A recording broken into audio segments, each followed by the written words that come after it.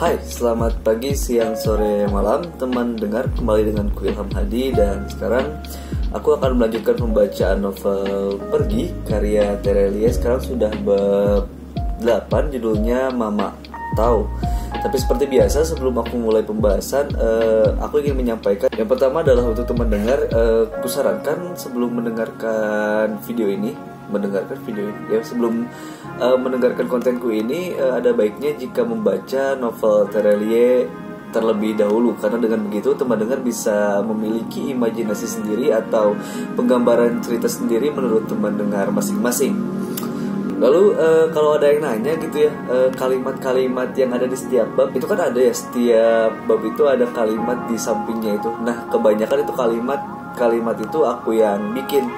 Contohnya ini di bab 8 ini, judulnya Mama Tahu, aku nulis, cinta datang bukan untuk orang baru, cinta datang untuk orang yang dapat menerima masa lalu. Nah, ini tulisan-tulisan ini sebenarnya berlandas dengan isi dari bab ini. Nah, by the way, apakah isi dari bab ini?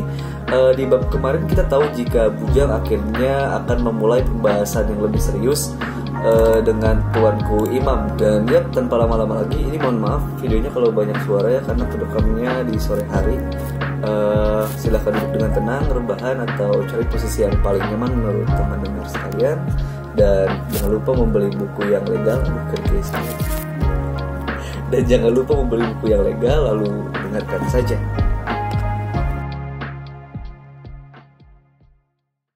Pergi, bab 8, Mama Tahu.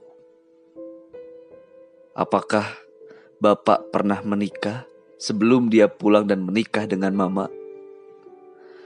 Aku langsung ke inti pertanyaan. Tidak ada gunanya basa-basi pengantar. Toh, inilah tujuanku datang ke perkampungan nelayan ini. Tuanku Imam terdiam di ujung kalimatku. Tangannya yang sedang menuangkan wedang jahe dari kendi tanah ke gelas kaleng terhenti. Dia menatapku lamat-lamat.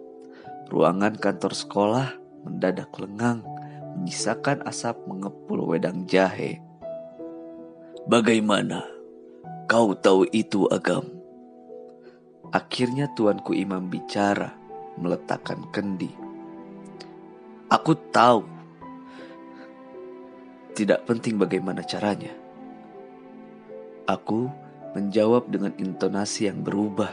Secara tidak langsung, Tuanku Imam sudah mengonfirmasi pertanyaanku.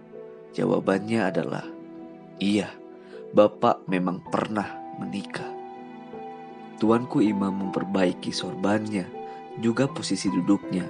Dari kursinya, Salonga memperhatikan seksama percakapan. Aku sengaja berbicara dengan bahasa Inggris agar Salonga bisa ikut mengerti.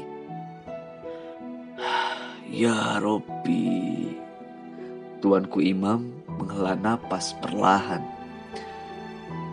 Aku pikir itu akan menjadi catatan hidup Syahdan yang terlupakan. Seperti buku tua, diletakkan di dalam peti, berdebu, terlupakan. Tidak ada lagi yang mengingatnya. Tapi hari ini, buku tua itu kembali dijenguk. Kenapa Tuanku Imam tidak pernah memberitahuku soal itu? Aku memotong. Pertama, karena kau tidak pernah bertanya, Agam. Dan yang lebih penting lagi, biarlah itu menjadi masa lalu. Tidak semua harus kita ketahui. Tidak semua, tapi informasi sepenting itu aku berhak tahu. Aku memotong lagi. Tuanku Imam mengangguk. Boleh jadi iya, boleh jadi tidak, Agam. Karena kalaupun kau tahu, lantas buat apa informasi itu? Pernikahan pertama Syahdan sama seperti pernikahan pertama Midah, mamamu. Kita semua tahu sama tahu. Setelah belajar ilmu agama di surau Tuanku Imam ayahku, di usia 20 tahun, Syahdan datang melamar Midah. Tapi lamarannya ditolak mentah-mentah oleh keluarga. Syahdan patah hati. Dia pergi ke ibu kota provinsi 15 tahun. apapun mungkin terjadi di sana, termasuk dia menikah dengan wanita lain. Sementara Midah di perkampungan sekolah agama juga akhirnya menerima perjodohan dengan orang lain. Jodoh pilihan ayahku. Meski itu tidak bertahan lama, hanya 6 bulan, mereka bercerai baik-baik tanpa anak. Kau tidak pernah bertanya tentang pernikahan pertama mamamu, Agam. Tidak ingin tahu siapa laki-laki yang menjadi suami pertamanya. Jadi aku tidak merasa perlu pula menjelaskan kepadamu tentang pernikahan pertama Syahdan. Itu hanya pernikahan, masa lalu sudah selesai, bukan hal besar, Agam. Ini berbeda dengan pernikahan pertama mama, Tuanku Imam. Ini menjadi hal besar sekarang. Aku menggeleng, menyisir rambut dengan jemari. Karena bapak punya anak laki-laki di pernikahan pertamanya. Wajah Tuanku Imam berubah seketika. Dia terkejut. Kau tidak bergurau, Agam? Aku menggeleng. Aku tidak akan datang jauh-jauh bertanya hal ini jika hanya bergurau. Syahdan punya anak lain? Tuanku Imam menghela napas. 26 jam lalu, Bujang bersamaku dan beberapa teman menyelesaikan misi di Meksiko, Po Imam. Ada seseorang mengenakan topeng datang di lokasi misi. Hebat sekali anak itu, mengacaukan misi, bahkan mengalahkan Bujang dalam pertarungan tangan kosong. Yang lebih mengejutkan, anak itu mengenal Bujang, menyebut nama aslinya. Sedikit sekali orang di dunia ini yang tahu nama asli Bujang. Boleh jadi dia telah menyelidiki serius tentang keluarga Tong. Atau kemungkinan berikutnya, dia memang punya hubungan darah dan tahu soal itu. Anak itu usianya tak terpaut jauh dengan Bujang. Paling hanya beberapa tahun, 2 atau 3 tahun. Postur tubuhnya sama, tatapan mata, gestur wajah. Meski wajahnya tertutup topeng, aku bisa menilainya. Sebelum pergi, dia memanggil Bujang dengan sebutan hermanito. Dalam bahasa Spanyol, itu artinya adik laki-laki. Itulah kenapa Bujang datang sore ini, Po Imam. Dia hendak bertanya soal itu. Salonga menjelaskan dengan kalimat lebih baik. Meksiko. Salonga mengangguk. Anak laki-laki berbeda 2-3 tahun dari Agam. Salonga mengangguk lagi. Tuanku Imam mengusap wajahnya. Aku benar-benar tidak tahu jika Syahdan punya anak laki-laki dengan istri pertamanya, Tuan Salonga. Aku hanya tahu dia memang pernah menikah. Syahdan menceritakan perkara itu dalam 1-2 kesempatan saat bertemu denganku. Menurut ceritanya, gadis itu dia temui saat Tauke besar sering menyuruhnya ke Singapura. Meksiko. Iya, gadis itu berbahasa Spanyol, sama seperti negara Meksiko. Tapi hanya itu yang aku tahu. Mereka menikah setahun sebelum Syahdan lumpuh. Itu masa jaya-jayanya Tauke besar. Juga masa jaya-jayanya Syahdan. Menurut Syahdan, mereka tidak punya anak di pernikahan tersebut. Seminggu setelah penyerangan di markas keluarga Tong, sebelum Syahdan pulang ke perkampungan sekolah agama, mereka berpisah baik-baik. Bercerai baik-baik. Aku menggeleng. Itu tidak benar.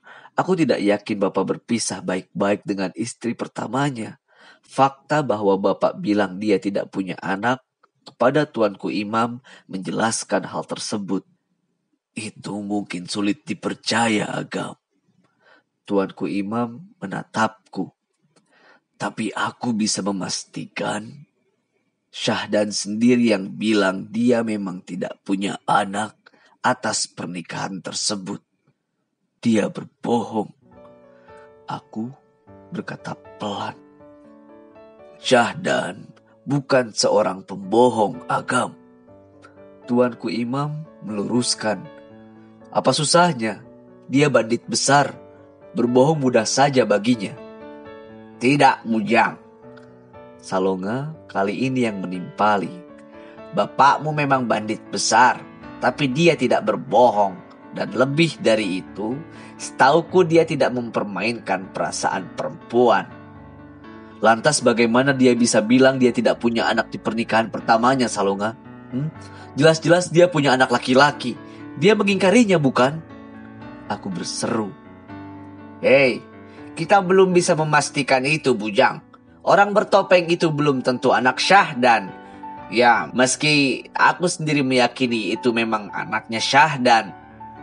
Salonga menggeleng. Tapi semua pasti ada penjelasan baiknya. Kita hanya belum tahu kenapa Syahdan mengingkari anaknya. Syahdan adalah Syahdan. Hidupnya rumit. Kisah cintanya juga rumit. Bukankah kau sendiri yang bilang soal itu? Lagi pula pernikahan, urusan perasaan, cinta, kebencian, itu semua tidak sesederhana yang dilihat. Kadangkala tidak bisa dijelaskan, kadangkala dipenuhi kesalahpahaman, kadangkala dipenuhi kesedihan dan kemalangan. Aku mendengus pelan. Untuk seorang yang pernah menjadi pembunuh bayaran paling top di seluruh Asia Pasifik, Salonga lebih mirip seorang motivator picisan sekarang, membahas tentang nasihat lama, wisdom cinta dan omong kosong itu. Padahal dia sendiri tidak pernah menikah seumur hidupnya, atau sok tahu menasihati tentang keluarga. Sementara masalah keluarganya sendiri tidak bisa dia urus. Salonga juga berasal dari keluarga berantakan. Aku diam, menatap kendi tanah yang moncongnya mengeluarkan asap. Dari tadi tidak ada yang menyentuh gelas-gelas kaleng, membiarkan wedang jahe perlahan mendingin. Apakah kalian tidak bisa menemui orang bertopeng itu lagi, Tuan Salonga? Bertanya langsung secara baik-baik dengannya untuk meluruskan urusan ini. Tuanku Imam bertanya. Aku menepuk meja kayu pelan. Itu tidak mungkin. Itu tidak bisa dilakukan dengan mudah, Po Imam. Salonga kembali menjelaskan dengan lebih baik. Anak itu boleh jadi bergabung dengan keluarga Shadow Ekonomi musuh keluarga Tong. Atau dia adalah tukang pukul bayaran kelas dunia. Atau kemungkinan buruk lainnya, dia memiliki agenda dan kepentingan tersendiri yang kita tidak tahu. Aku khawatir bertemu kembali dengannya, boleh jadi itu berarti situasi hidup mati berikutnya. Apalagi dia membawa pergi benda berharga milik keluarga Tong. Dan perlu aku tambahkan, situasi sekarang juga serius. Hubungan antara 8 keluarga penguasa Shadow Ekonomi sedang mengalami krisis, Po Imam. Master Dragon, penguasa di Hong Kong, telah melancarkan serangan ke keluarga Tong. Perang telah meletus. Perang? Tuanku Imam tertegun. Salonga mengangguk. Lebih besar dibanding sebelumnya. Jika demikian, rumit adanya, Tuan Salonga. Aku masih diam menatap gelas kaleng. Atau begini saja. Apalagi yang Tuanku Imam ketahui tentang pernikahan itu. Siapa nama wanita itu? Siapa keluarganya? Dulu sebelum menikah dengan Syahdan, tinggal di mana persisnya di Singapura? Salonga menambahkan, maksudnya dari informasi tersebut boleh jadi kami bisa menelusuri catatan lama. Sayangnya hanya itu yang aku ketahui, Tuan Salonga. Aku hanya mendengar cerita dari Syahdan dan aku tidak bertanya lebih detail. Bahkan aku tidak tahu nama wanita itu. Atau adakah orang lain yang tahu tentang hal tersebut? tempat bujang bisa bertanya? Tuanku Imam diam sejenak, menggeleng. Tidak ada lagi yang tahu soal itu, Tuan Salonga. Tauke besar, Kopong, semua telah meninggal. Atau tempat yang menyimpan kesaksian lama, rumah yang bisa ditelusuri kembali, apapun itu Po Imam, sekecil apapun informasinya, mungkin berguna. Tuanku Imam berusaha mengingat-ingat. Boleh jadi. Masih ada Tuan Salonga. Salonga berseru riang. Syahdan pernah bercerita jika dia punya rumah di pinggiran ibu kota provinsi. Rumah menghadap sungai berbatu, berlatarkan pegunungan berkabut. Aku tahu rumah dan markas keluarga Tong di ibu kota provinsi sudah banyak yang dirubuhkan, diganti bangunan lebih besar dan megah. Tapi yang satu itu boleh jadi masih berdiri. Syahdan pernah menjadikan rumah itu sebagai tempat tinggalnya tahun-tahun terakhir sebelum kakinya lumpuh. Aku punya alamat rumah tersebut, bisa kuberikan kepada kalian. Aku mendongak, itu informasi yang menarik. Bagus sekali Po Imam. Salonga mengangguk senang. Tempat itu mungkin menyimpan cerita masa lalu, menjadi saksi kisah cinta seorang Don Syahdan. Bagaimana bujang? Apa yang akan kita lakukan sekarang? Aku beranjak berdiri. Kami harus mendatangi tempat itu.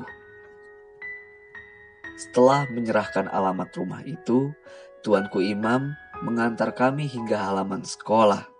Sekolah agama itu nampak hidup pada pukul 9 malam. Santri masih sibuk beraktivitas, masih ada kajian-kajian malam, juga membaca buku secara mandiri, mengerjakan tugas, atau berkumpul, berdiskusi.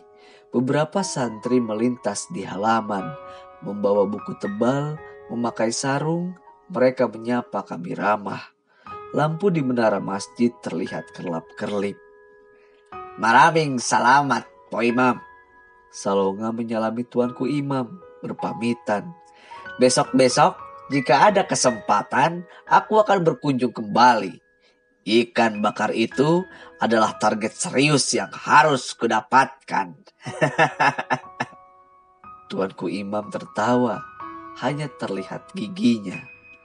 Sekolah ini mengingatkanku pada seminari di Filipina, Po Imam. Damai, tenang, percaya atau tidak, aku pernah 6 bulan bersekolah di seminari. Tapi pistol memanggilku lebih kencang dibanding kitab suci. Sampai bertemu lagi, Po Imam. Salonga menaiki mobil. Palam Tuan Salonga. Tuanku Imam melambaikan tangan. Aku sudah naik ke mobil jeep, menekan pedal gas. Mobil telah melaju 2 meter. Saat aku teringat sesuatu, memutuskan menginjak rem, menetralkan persneling, aku turun lagi. Hei bujang, ada apa? Kali ini Salonga tidak bisa menebak apa yang akan kulakukan. Aku kembali menemui Tuanku Imam yang masih berdiri di sana, melangkah menujunya. Masih ada satu pertanyaan yang hendak kusampaikan. Apakah aku menelan ludah? Apakah Mama tahu jika Bapak pernah menikah di ibu kota provinsi? Tuanku Imam tersenyum, mengangguk. Tentu saja Midah tahu. Syahdan sendiri yang memberitahunya sebelum mereka menikah lagi. Aku terdiam, menyeka pelipis. Jawaban itu membuatku sedikit lega. Aku tahu fakta baru ini membuatmu menyemai bibit benci baru kepada Syah dan Agam. Tapi jangan teruskan. Jangan pernah kau siram kecambah kebencian itu, nak. Ketahuilah, dalam urusan yang satu ini, Syahdan selalu terus terang kepada Midah. Baginya, mamamu adalah cinta pertama dan terakhirnya. Dia tidak menyimpan satupun rahasia kepada Mida. Angin malam bertiup pelan menerpa wajah. Orang tua ini meminta maaf tidak pernah bilang soal itu, Agam. Aku pikir itu tidak penting, karena aku sungguh tidak tahu jika Syahdan pernah punya anak laki-laki sebelumnya. Semoga kau menemukan penjelasan terbaiknya. Semoga kau bisa bertemu kembali dengan kakakmu, mengenal ibu tirimu, dan kalian bisa akur satu sama lain. Jika Syahdan, Midah, dan ibu tirimu masih hidup, mereka bisa menatap kebahagiaan anak-anaknya yang telah tumbuh besar setelah perjalanan kehidupan mereka yang berliku dan menyakitkan. Aku mengangguk, balik kanan, kembali naik mobil jeep. Mobil segera meninggalkan perkampungan nelayan, melaju cepat di jalanan lengang. Tuanku Imam benar, aku kembali menyemai kebencian baru. Tapi setidaknya ada satu hal yang membuatku lega. Mama tahu jika Bapak pernah menikah sebelumnya.